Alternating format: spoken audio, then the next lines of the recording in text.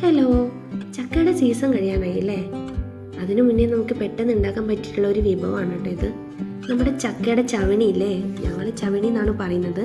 എല്ലാവരും ചിലപ്പോൾ അങ്ങനെ ആയിരിക്കണം എന്നില്ല, മറ്റെന്തെങ്കിലും പറയുന്നവരുണ്ട്, ഒന്ന് കമൻറ്റ് ചെയ്യണേ.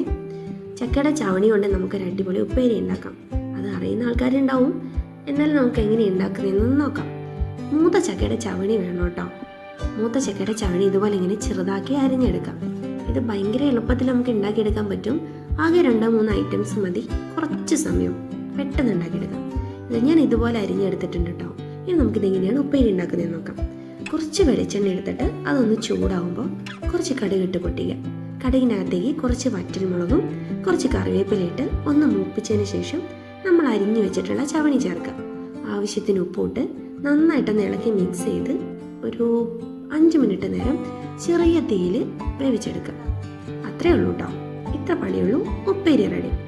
നല്ല ചൂട് ചോറും നല്ല ചൂടുള്ള ഉപ്പേരിയും കൂടെ കൂട്ടി കഴിക്കാൻ നല്ല ടേസ്റ്റാണ് കേട്ടോ.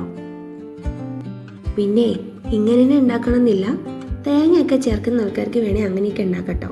ഇത് ഭയങ്കര എളുപ്പത്തിൽ ഉണ്ടാക്കാൻ പറ്റിയതാ. ചക്ക സീസൺ കഴിയുന്നതിന് മുന്നേ പെട്ടെന്ന് ഉണ്ടാക്കണേ. ബൈ.